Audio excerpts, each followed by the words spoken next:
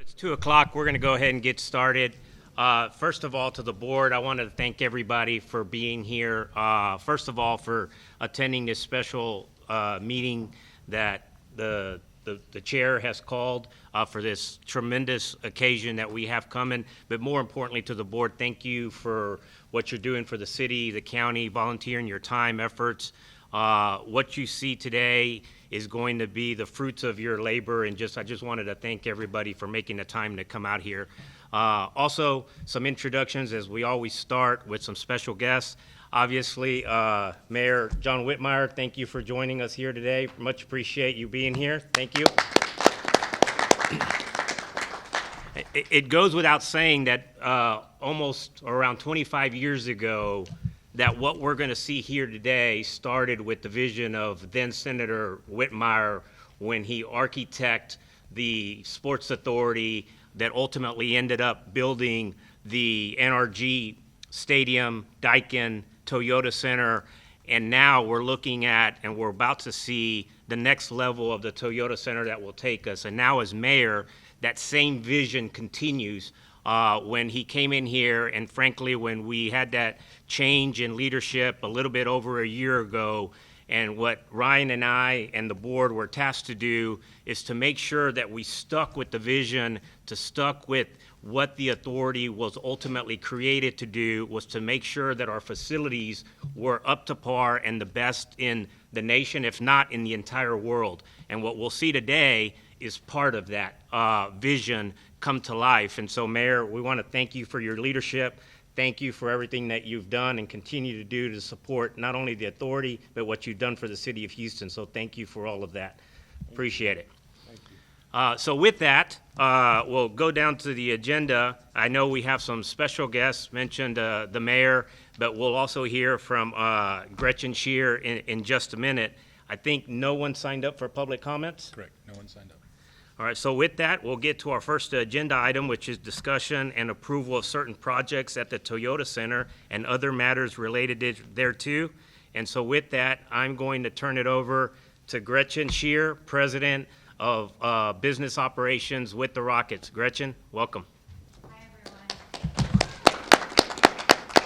Thank you guys so much. I'm going to cross out a lot of my notes because I had a lot of thanks, and I still do, Mayor Whitmire, for his vision over 25 years ago as we look to continue to enhance the city and make sure all of the facilities are in place. So on behalf of Tillman and all of the Fertitta family, obviously Tillman cannot be here as he is overseas serving as the ambassador, and all of our Rockets and Toyota Center staff and soon to be our Comet staff, I want to express my sincere appreciation to Juan and Ryan, obviously the mayor, and everyone on the board.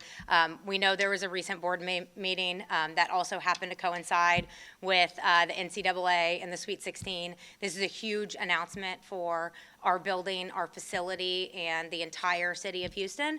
And also hosting the Sweet 16 was a big deal, and so we wanted things to be able to live and breathe separately. So thank you for clearing your calendars in order to be here today. So Juan mentioned sort of some change and, again, the clarity of the original mission of the Sports Authority. Many of you back in February of 2025 were able to come to Toyota Center, where Doug Hall, our general manager of the facility, myself, and many of our staff took you on a behind-the-scenes tour of the facility so that you understood this building that we are all great stewards of, what it does for this for the city, and also the realities of a 23-year-old building.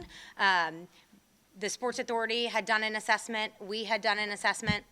We're very proud of the work and the maintenance and the investment that we put into this building so that she can be this building is a female, in case anyone was wondering, so that she can be the best building and serve our public. But 23 years is not young, and so we knew that enhancements were needed. We took many of you through what our vision was at that time, and you'll see that come to fruition on the project that we're ready to move forward with, pending your approval. So, as Mayor Whitmire says, downtown is Houston's front door, driving tourism, economic activity, and long-term growth. And there's no better front door to downtown than our sporting venues and Toyota Center. So, almost 23 years ago, like I said, we opened the doors to the public for the first time. Since then, over 30 million constituents have walked through these doors, creating lifelong memories and community connections that are paramount to any city and any society. A fun fact for me is one of the first activities I did. I started almost 25 years ago with this organization, and we all got on a bus coming from our old offices in Greenway Plaza, and we came here for a groundbreaking ceremony. I think that might have happened. I might be standing like completely above where I was, so one of the first things I did as an employee of this organization was come to the groundbreaking of Toyota Center. So for me personally, I'm very excited to be able to present kind of this next vision today. And at that time, blocks and blocks around here was just decimated concrete lots, gravel. The China Garden was here, and the China Garden is still here, but there was no Hilton America, there was no Discovery Green, there was no Avenidas, there was no Green Street, there were no ancillary hotels, there was no retail, and there was no restaurants. And so when you think about the vision that Mayor Whitmire and the Sports Authority had about how do you use these facilities to drive the catalyst of development on this side, and you look around here and see what's happened in those 23 years, and you think about what will happen over the next 23 years, we're really excited about it. Our neighbors next door are doing an amazing project. Houston First, they're expanding the convention center. This is Toyota Center right here. So that catalyst that we talked about and the vision that we had over decades for the city is all coming to life. That multi-year project is underway.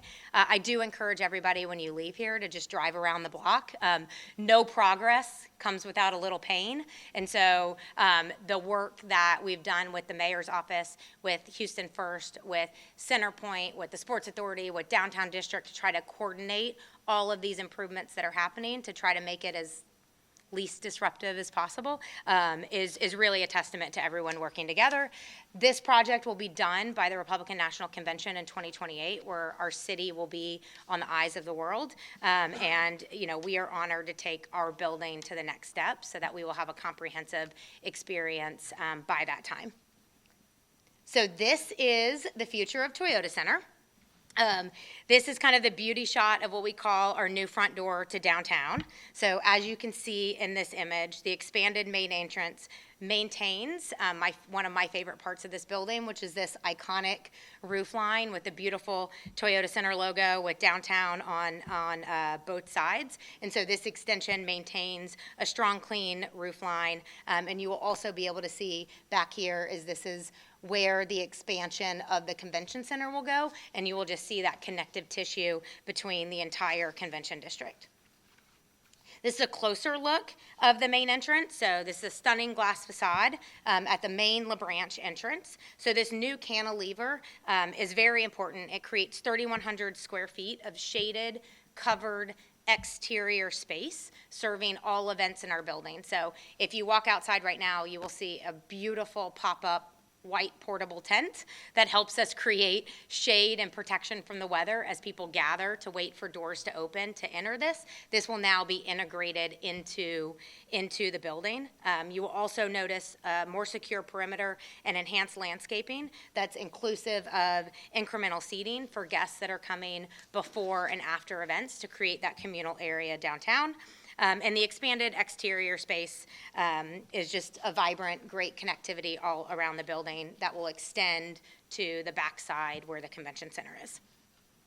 So, as you recall, potentially, for those of you that were here in February and we walked through and we stood at the main entrance, currently when you walk through your main entrance, it's a very short space. You walk in, and there's the wall that covers the interior bowl of the building, and our awesome guest services staff ask where your seats are, and you get immediately pointed left or right. There's not a grand entry for these lifelong moments that people coming into this building to experience and just have a wow moment. So this area includes approximately 20,000 new square feet for event space, which gives gathering areas pre-game and post-event for the entry.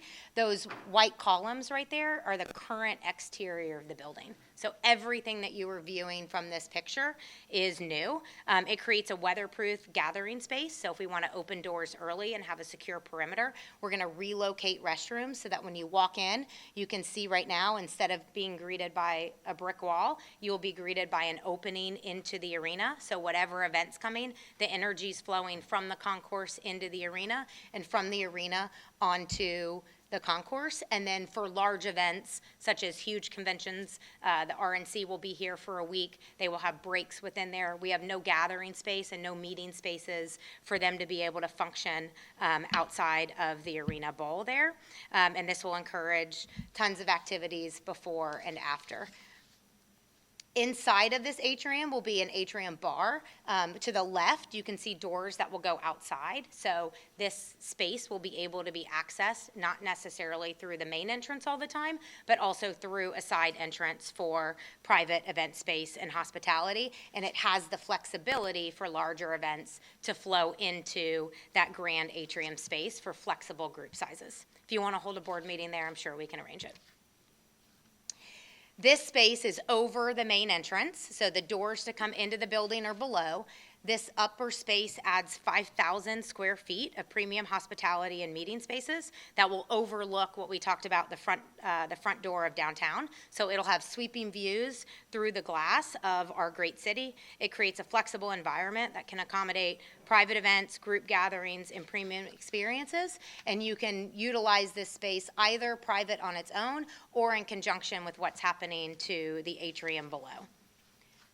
Our team store is being added to this La Branch side of the building, which will double the size of retail for a larger, comfortable experience for guests.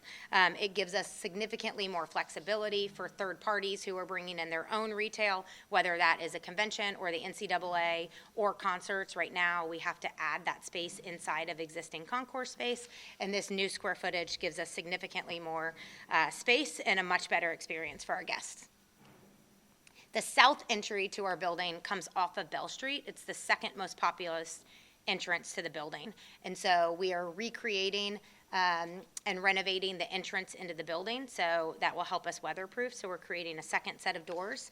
We are removing about 250 seats that are located behind the basket for Rockets games in the top couple of rows, and they're behind the stage for the vast majority of concerts, so it won't impact our overall capacity, and we're shifting that bar forward. So it creates a better experience for the people that are coming in through Bell Street and get that grand welcoming of the experience that's happening at Toyota Center.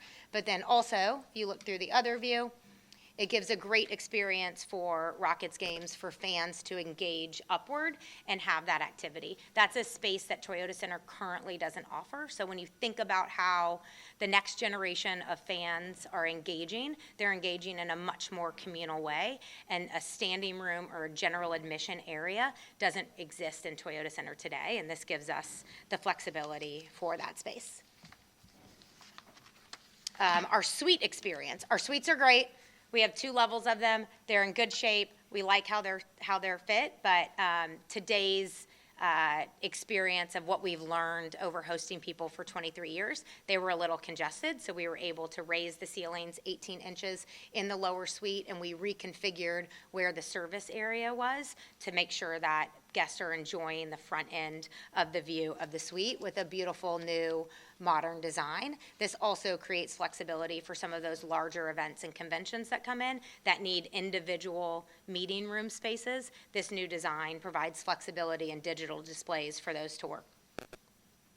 Our premium entrance through the Sky Bridge, so we have the Tundra Garage, and that connects through there. Similar theme. When you walked into any entrance in our building, you were greeted with a wall, which isn't always welcoming. So we'll be removing the wall, and that will, when you come in through the premium entrance, you will be able to have that peekaboo into the restaurant lounge area below and into the bowl below as well. This also creates flexibility for different uses for concerts and other special events now that it's just a flexible space. So it can be used as an entrance, or it can be used as additional meeting spaces as well.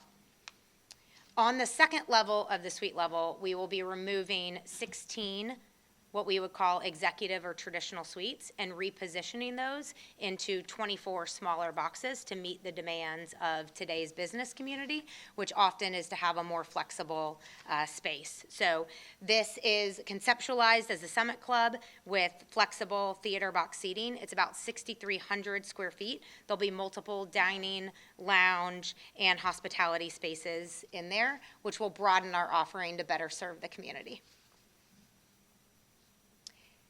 In our upper concourse, that was very important in these renovations, both visions from ownership and with working with our partners at the city to make sure that we were touching every level of the experience, regardless of the ticket type of the fan that came through the door. So by adding the grand atrium, which is almost 20,000 square feet downstairs, we are adding an incremental 5,000 square feet to the upper concourse and creating this new sky bar area. So if you come to an event with your family or your kids or your friends and you're sitting in the upper concourse and you want to get something to eat and hang out, there's no place to sit and there's no place to gather.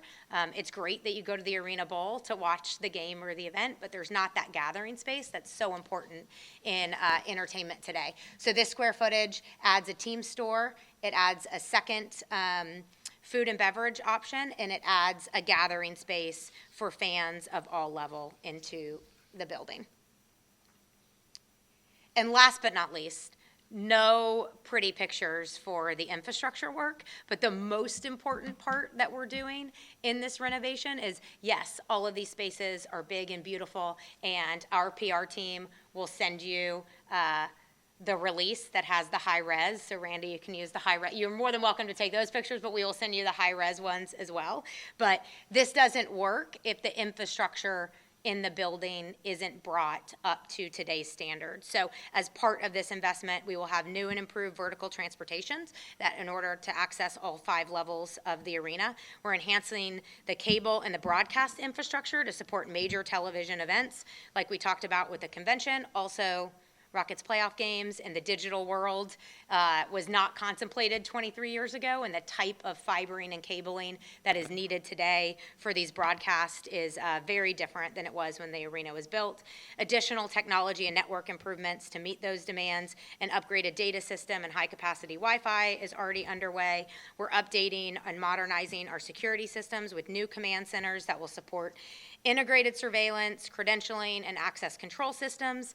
And we talked about before, in the exterior of the building, we'll be hardening the exterior of the perimeter in those surrounding streets to make sure everyone on the plaza has a safe and welcoming environment. All of these spaces, a lot of them will have new names and new section numbers, so we'll be adapting electronic wayfinding and directional signage that gives flexibility for different events based on how they use our building. We're also doing a comprehensive mechanical and environmental control upgrades, not limited to our BIS system, which is a building automation system for those of you that are not familiar. New HVAC requirements will be needed with the additional square footage and the new entrances, and we'll be enhancing our food and beverage network and adding some infrastructure to support all of those needs. So those are the pictures. This is a video that takes you through the fly-through of everything that we just went through. Ladies and gentlemen, welcome to Toyota Center.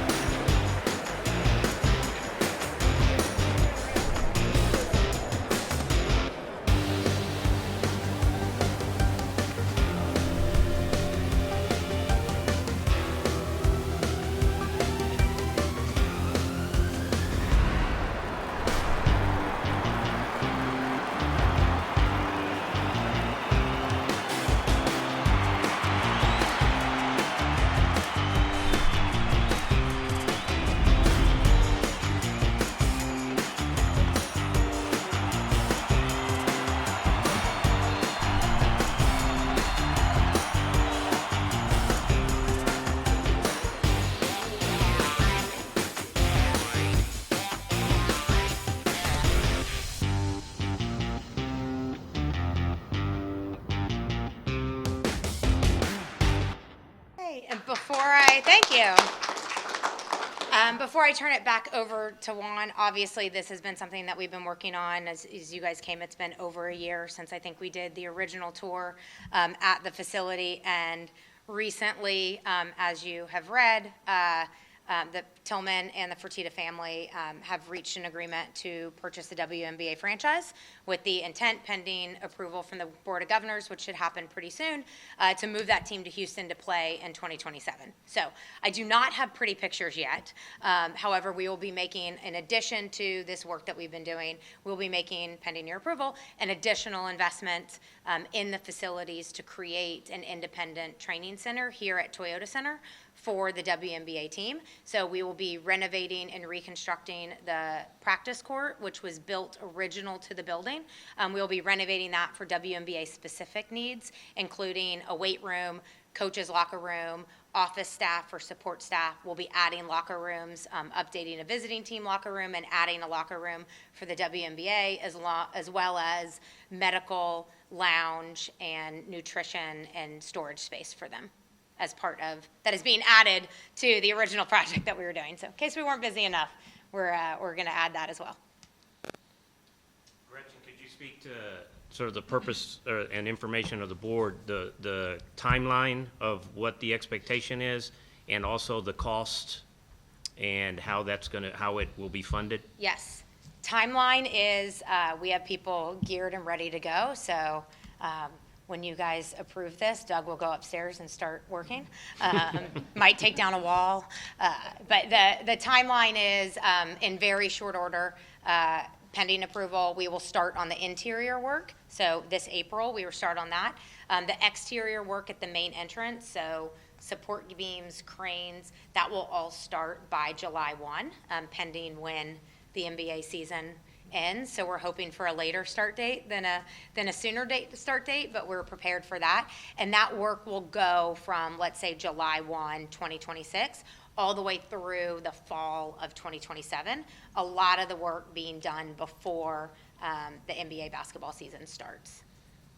In that time period, the main entrance for a couple months this summer will be utilizing other entrance while they get that secure. And then when basketball starts, we'll have the temporary entrance created through that main area. So it'll be 14 to 15 months of solid construction. We will stay open and host events during that time period. So that's why Doug has no hair.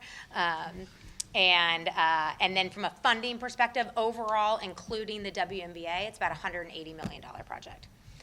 Funded through Clutch City Sports and Entertainment. And then, as the mayor stated today, we have access to some state grants that will help supplement that for some of the key initiatives that we talked about for those major events. Good. Any questions? If not, Lacey, I know you're the chair of the building committee for our board. Do the honor. All right, yes, sir.